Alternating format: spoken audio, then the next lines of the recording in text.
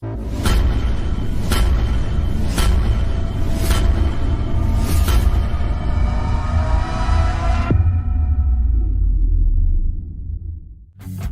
to the Big O Show on the Overreaction Sports Network, powered by Believe. Still the same damn kid from Oklahoma, same old dreams hanging off of my shoulders, wishing and waiting on a shooting star for all to see.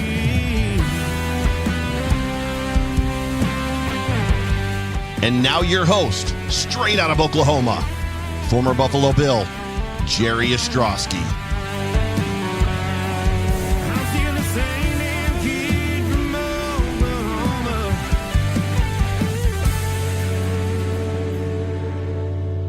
Welcome, Bills Mafia. I am the Big O, Jerry Ostrowski, and this is the Big O Show on the Overreaction Buffalo Sports Network. We are powered by Believe, and this is a show about the Buffalo Bills, hosted by a former Buffalo Bill. And we just got done with the draft last week, and lots of new additions to this Buffalo Bills roster, as well as the free agent signings they made in the offseason. I want to start diving in a little bit to possibly some projected roster battles as we head towards training camp this fall, and also want to get into maybe some players that are on the bubble. This is early, okay? This is early, but it's worthwhile looking at as far as looking at projections and maybe some battles that'll be going on in training camp. And by the way, folks, if you haven't, if you're not on Twitter, or if you are on Twitter, Sal Capaccio of WGR, of course, sideline reporter for the Bills games, he does a great job at Sal Sports putting out a complete roster for the Buffalo Bills, and he has his latest up there with the addition of draft picks as well as the offseason guys. Now, the undrafted free agents aren't on this list, and we'll do a little bit of a evaluation show probably sometime in the near future, taking a deeper dive into those undrafted free agents, just kind of give you some background on them and maybe where some of those guys can possibly squeeze into some of these roster battles, as well as maybe look at some projections as far as the practice squad goes. But the Bills, like we said, added 20 new faces to the roster through the draft and free agency, not counting the undrafted free agents. And the first area that I kind of want to look into, and really besides cornerback, is probably the biggest area of, I want to say, emphasis or need this offseason by Brandon Beane and the Buffalo Bills, and that's the defensive line. We'll talk about edge as well, but right now I want to get into the tackles. And when you look at the Bills, they carried 4 defensive tackles on the game day roster last year. I believe they had 10 total defensive linemen on that roster last year. And then, of course, you've got inactives and things like that. But they had 4 defensive tackles on the game day roster. And if you looked at that roster, for the most part, it was Ed Oliver, Daquan Jones, and Dwayne Carter are back from last year's team, along with Zion Legault, who was a practice squad guy. Now, obviously, the Bills went out this offseason, and they have signed Larry Ogunjobi to the roster. Deal with that is, of course, Ogunjobi, 6-game suspension to start the season, so he will not be available for Sean McDermott and Bobby Babbage Jr. the first 6 games of the season. Bills go right out, and they address need at defensive tackle. Second-round pick TJ Sanders was brought in, as well as fourth-round pick Deion Walker, both added in the draft. And you start looking at how this whole thing situates. TJ Sanders, true 3 technique. This is a guy that's long, gets after it, gets upfield, a penetrator, all those types of things. He's not quite a body right now, I believe, to play first and second down at the nose. You can put him in pass rushing situations with Ed Oliver. You've got an amazing combination there between 2 guys that are incredibly twitchy, incredibly active, and you got a lot of opportunities to run pass rush games and things like that. I believe really the battle that we're looking at is that nose tackle position. And, we have longtime veteran Daquan Jones inked in at that spot. He was a starter at nose last year. But then you have to look at who is going to be his backup. And I believe right now, through this roster and the way you look at it, your best possibilities are Dwayne Carter and Deion Walker. Those two guys would be considered, I believe, the backup nose tackle candidates. Dwayne Carter brought in as more of that 3 technique last year. If you look at his body structure, you look at his body size, he can put weight on. And I think if you keep that twitchiness that he has, because he does have the ability to penetrate, get upfield, and do those things that the Buffalo Bills want out of their nose tackle, if he can learn to anchor a little bit better in the run game as far as taking on double teams and things like that, maybe with the added weight that helps him. I believe last year he came in at 305, the rookie from Duke. If you can put some weight on him, bring him along, he is a viable option as the backup nose. And I think that is what the Bills are ultimately looking at. Because let's face it, it's his second year, 3rd-round pick. You don't give up on a guy like that. You continue to develop him. You continue to take those traits and those things that you loved in Dwayne Carter and the reason why you took him in the 3rd round, and you keep building on those, and then go ahead and fix his weaknesses, not only on the field and coaching, but also in the weight room. And I believe that's where the biggest jump will be with Carter this season. Now, Deion Walker, we talked about him a lot. If the Bills can get him healthy, of course, Deion Walker, his 2024 film didn't look like his 23 film. Not really what you would expect out of an anchor nose. This guy's 6'7", 34.5-inch arms, big, long guy, tall guy, long-legged, high-hipped. Not what you consider possibly as an anchor nose, but if you can get him healthy, he is 340, 350 pounds. If you can get him back to the 2023 film, I truly believe that he can step in at nose and give some good snaps. So those are your viable candidates. That's kind of your first battle you're looking at. Defensive line, and when I say defensive line, I'm talking about interior tackles and nose guards. Obviously, if you look at the roster at this present moment, in that position, you got Ed Oliver, Daquan Jones, Dwayne Carter, Larry Ogunjobi, like we talked about, 6-game suspension, TJ Sanders, Deion Walker, and Zion Legault. So, you have options. You're going to have to do some things. There'll be a lot of learning and a lot of progressing in this position in training camp, especially at the nose guard position. So that's kind of the first area I wanted to look at a little bit was the D tackle room, was specifically the nose guards and how the Bills can develop people behind Daquan Jones. Staying with the defensive line side of the football, you go to edge and defensive ends. Now, of course, last year, defensive end-wise, the Bills, they carried 2 on the practice squad, but for game days, they had, I believe, 5 guys out there. So you look at Rousseau, A.J. Epinesa, you also had Von Miller, Casey Toohill, and you had Solomon. Those guys, you had Smoot. How did that game day roster shake out? Obviously, they had injuries and things like that, so they had a bunch of change. But if you look at the Bills this offseason, they go out, they sign big-time veteran in the NFL, Joey Bosa, former Rookie of the Year, a guy that gets after the quarterback, has had injury issues of late. And then they go out and also sign Michael Hoyt from the LA Rams. This guy is a hybrid. He can play defensive end. He has played inside earlier in his career when he was heavier.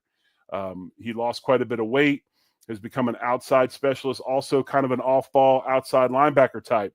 But Hoyt as well has a 6-game suspension. So we will not have him along with Ogunjobi for the first 6 games of the season.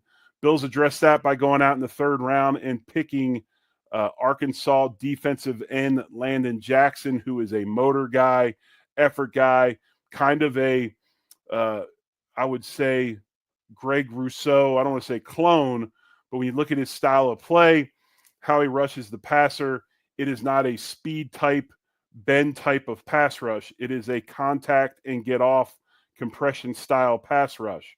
So when you look at this and you start talking about who you're going to carry on this roster, defensive ends right now, you got Greg Rousseau, Joey Bosa, A.J. Epinesa, Solomon, Hoyt, and Landon Jackson. Obviously, all those guys are not going to be on this roster when the season starts. I think your battles and how this whole thing's going to happen is, what does Landon Jackson do as far as training camp and how he progresses? Obviously, he's going to be on the roster. But whether the Bills believe that he can truly be a backup to Bosa and Rousseau and be that guy is going to put a tremendous amount of emphasis and pressure upon A.J. Epinesa, who probably out of him and Javon Solomon is the more two-way player. Epinesa can play the run and pass a little better. Solomon is a guy that was brought in from Troy State last year. I believe he was the sack leader his senior year in NCAA football out of Troy. And does A.J. Epinesa, Javon Solomon get in that battle for that last spot at edge and defensive end? So that's kind of where you have to look at that. Now, obviously, there'll be some considerations as far as Hoyt and the 6-game suspension. Can you carry extra guys because of those suspensions? How do you handle those as far as the roster goes? Need to look that up a little bit more and dive a little bit more into that. But Epinesa, this is a big offseason for him. The one thing that Solomon has is youth. This is his second year in the league. Do you give up on a guy that quick? I think they've seen enough out of him, not only on the field, but also, again, when you start talking about these battles and these roster spots, you have to look at special teams. And Solomon brings a lot to teams. I know Epinesa plays some teams as well, but I believe Solomon brings a lot to teams, kind of has that body for special teams, and he is fast and a good athlete. This to me is a big offseason, a big training camp for A.J. Epinesa. And the thing that I want to get into when you start talking about these things, and obviously it's early, so you can evaluate positions. You can look at possible battles and guys that are going to have to scrap to keep their spot. But when you look at this, there's a lot of competition now on the side of the ball on defense. There's a ton of competition. There's competition now at defensive tackle. There's definitely competition at defensive end. We'll talk about the next spot where there's a huge amount of competition here in a second, which is the secondary. And that is probably my favorite thing that has happened through this draft and this offseason that Brandon Beane has had. He has brought competition to the football team, especially on the defensive side of the ball, to where you can speculate, you can look at these things, but obviously, we don't know how this whole thing will go. But competition and pressure, that makes better players. And guys that maybe can roll in the training camp with a little bit of comfort, because I've been there, folks. I've been there. I've been through many training camps. There aren't many training camps where I did not have some sort of stress upon me with guys trying to take my spot. It makes you better. It steels you. It hardens you. And it makes you better in the long run. So probably my biggest thing that I love out of this draft, what Beane did, was brought that competition to the defensive side of the ball. The next area where we'll see a ton of competition is cornerback. And last year, the Bills carried 6 cornerbacks on the roster last season. And if you look at it, the largest addition to the roster was in the secondary. You've got nickel corner Taron Johnson, he joins Christian Benford, Jamarcus Ingram, Daquan Hardy, and Corey Couch as returners from last season's team. Brandon Beane and the Buffalo Bills, they added first-round pick Max Hairston, 6th-round pick Dorian Strong, with Trey White and Dane Jackson also brought in as free agents in the offseason, jams this room up. Now, obviously, you're going to notice I did not talk about Jordan Hancock. And we'll talk about him in a little bit because we kind of know he's got a foot in each room. And if you want to bring Hancock up, okay, maybe that's a guy that's going to battle for a nickel spot. And we'll bring that up when we talk about safeties. I just want to stay with what I believe are our pure corners right now in this discussion. But they bring in Hairston, Strong, and then Trey White and Dane Jackson, 2 former Buffalo Bills that know the system very, very well. Assuming, and this is what the big – and it's funny because we were going to talk about other guys, and maybe when we talk about the bubble or we talk about roster spots and battles, we're usually talking about the last one or two dudes on the depth chart at each spot. Players, excuse me. So the deal is, when you look at the corner room, I believe a big part of this is going to be this. Does first-round pick Max Hairston come in and prove right off the bat that he deserves to be the starting cornerback on the opposite side of the field from Christian Benford? Because if Max Hairston comes in and takes that spot right away and solidifies it, makes it his, that's going to change a lot of things. If Hairston comes in and maybe they don't feel that he's ready to start right away, they want to slowly bring him into the defense. They want to slowly bring him into that role. Maybe that opens up some other spots. So that's going to be the big deal in this room. Just what does Max Hairston bring? Me personally, unless he just goes out there and completely is lost, which I don't expect, I really, really like this pick because I like dudes that are confident. I like dudes that compete and get after it. Mad Max is one of those guys. And with the 30th overall pick, you're hoping, anyway, to bring a guy in to start because that's the way we are nowadays. That's the NFL that we live in. You don't have the luxury anymore with the salary cap and quarterbacks taking up 18 to 25% of the cap and needing team-friendly contracts out of your rookies for 4 to 5 years. You don't have the luxury of easing guys in anymore, especially in the first round and sometimes even into the second round, as we saw last year with Keon Coleman at the wide receiver spot. But Harrison's going to have to come in and play. And if he does come in, take that spot, solidify it, make it his, you've got a three-way battle kind of for those last two spots. You've got Trey White, the veteran, who was brought in this offseason, a big fan favorite and a big favorite of signing of the fans. You got Dane Jackson brought in as well. And then you got Dorian Strong, who I believe is probably right now on paper anyway, if you look at this draft, is probably the steal of the draft for Brandon Beane. As much as I love Halls, and I've talked about Jackson Halls, the tight end from Georgia Tech, and we'll talk about him in a little bit because he could influence another roster spot. I think Strong in the 6th is a guy that was projected by some to be at least a third-round pick. I've done a ton of mocks this offseason. We did a Big O show in the past and did a couple of mocks on air. Dorian Strong was a guy that was there in the 2nd that was highly rated on a lot of draft analysts, listings and rankings as a guy viable to go possibly in the 2nd round. Strong slipped probably because of his poor 40 time. He was over 4.5. Athleticism score was not that great, kind of the opposite of Jordan Hancock from Ohio State. But if you look at Strong, he could be the steal of this draft. So Trey White, Dane Jackson, and Dorian Strong, best 2 out of 3. That's kind of the battle right now that I look at in the cornerback room. Ingram's been around a while. He's never quite cracked the starting lineup. Has had a chance to play quite a bit with mediocre to limited success. Daquan Hardy, of course, draft pick from last year, and then to Corey Couch as well, I believe, from Miami. So if you look at this cornerback room, Terrion Johnson, Christian Benford, Max Hairston, locks. And then after that, who are your next 3 to take this room to 6 cornerbacks? So will be interesting battle. We'll see how this whole thing works out. I love the competition in that room.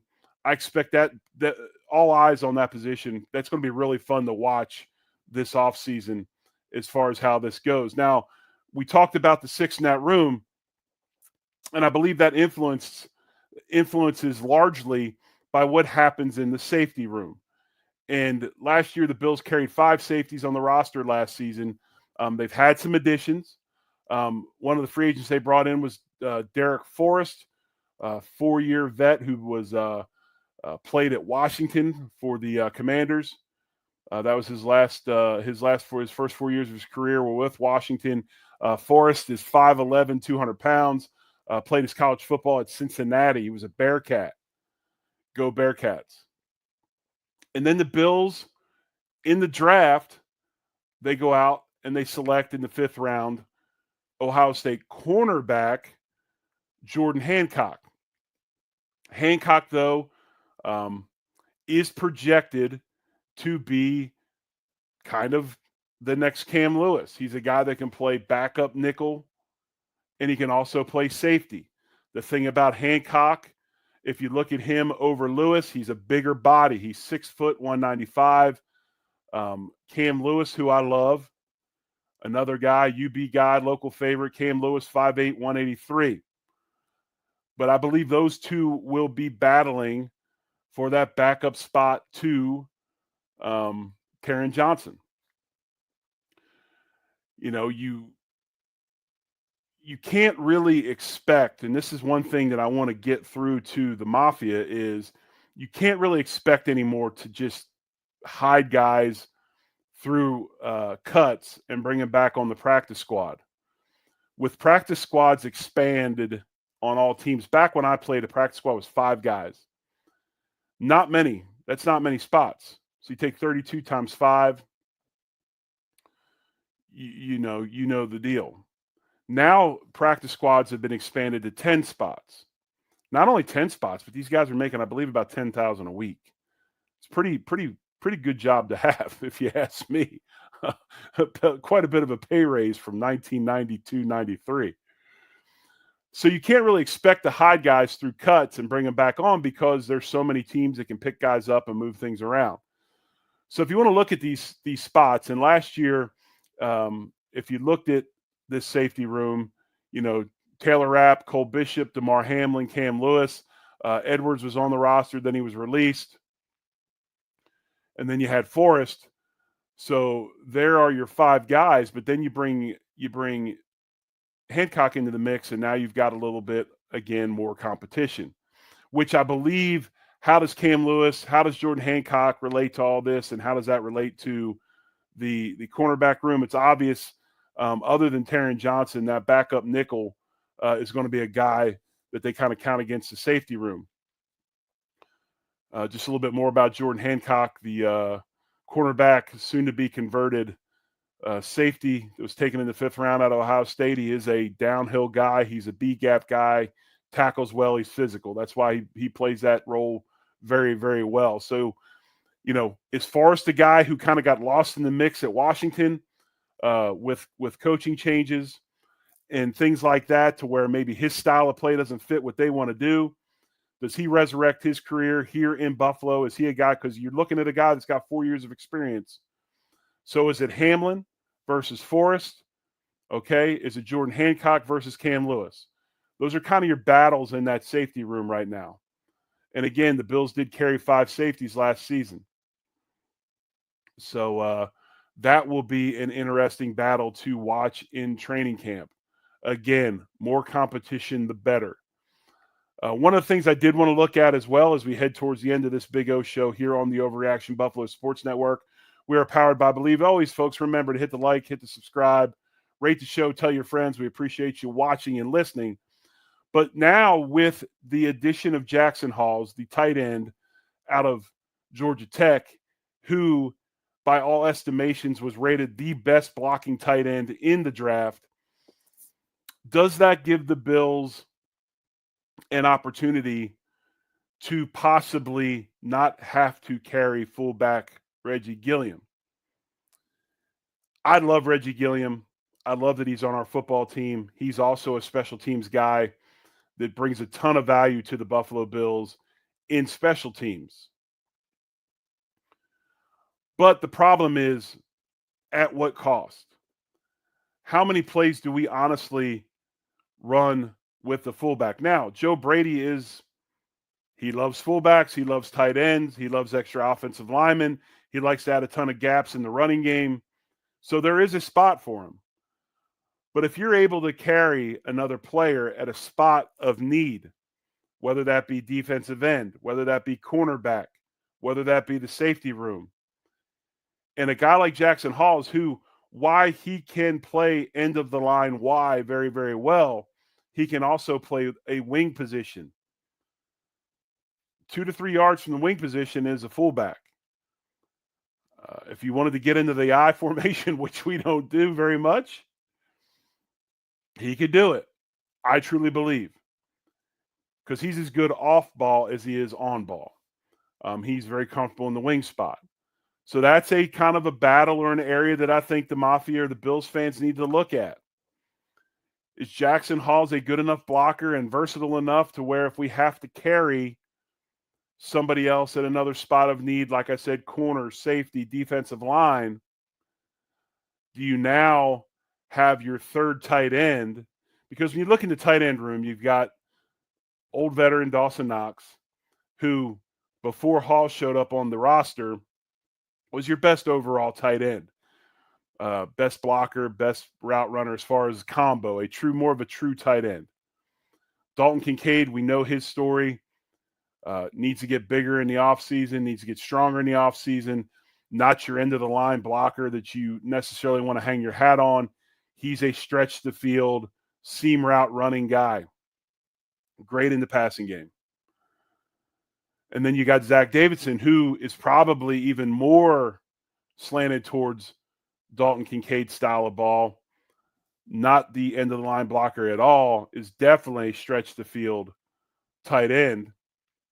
Now you add Halls to that room. Can you take up two spots with one guy and now free up some other areas? So that'll be something to look at. So just just wanted to go into a kind of a 35,000 feet view of the roster at this present moment. Just what did this draft do as far as battles go and things like that? Again, I think your biggest areas to look at in this training camp coming up, who's going to be the backup nose tackle? Who's going to be the backup nickelback / safety? That hybrid spot. Who's going to be your first couple of guys on the bench to back up the cornerbacks as well? So a lot to look at on this Buffalo Bills roster, as we are early in the offseason, and Buffalo Bills are in one Bills drive for phase one of OTAs as they move towards ultimately St. John Fisher and the start of 2025 training camp. Again, folks, I appreciate you. Thanks for watching and listening. Again, remember, we're on every day, Monday through Friday, Overreaction Buffalo Daily Report, and we'll bring you the latest news from the Buffalo Bills, as well as One Bills Drive. That'll be on every day at 10 a.m. If you miss it on YouTube, you can catch it on all major podcasting platforms. Same thing with our shows. Big O Show, Wednesday nights at 8 Eastern Time, 7 Central. And then, of course, we have in the offseason the Overreaction Buffalo Show on Sunday night. And then we will have some different editions of On the Beat as well on Tuesdays before we roll into our in-season schedule, which we hope to actually add a Thursday night show to where we'll be on pretty much every night except for Fridays and Saturdays, depending upon, of course, when the Bills play. So we are prepared and excited to bring a lot of Buffalo Bills content to you here on the Overreaction Buffalo Sports Network. And then remember also as well, Overreaction Buffalo has a website. Check our website out, and we have all the latest news as well as all of our latest content right in one spot. You can go to Bills on the Wire, where it will pull news from all the websites out there to one spot. So if you want an easy way to get up-to-date Buffalo Bills news, head to our website, Overreaction Buffalo, and it's all right there for you. So, folks, thank you for watching and listening. I'm the Big O, Jerry Ostrowski. This is the Big O Show on the Overreaction Buffalo Sports Network, powered by Believe. I'll be back next Wednesday. Of course, remember, as I said, check us out every day, 10 a.m. Eastern Time, 9 a.m. Central for the Overreaction Buffalo Daily Report. As always, folks, thank you. Much love. Go Bills. I'm still the same.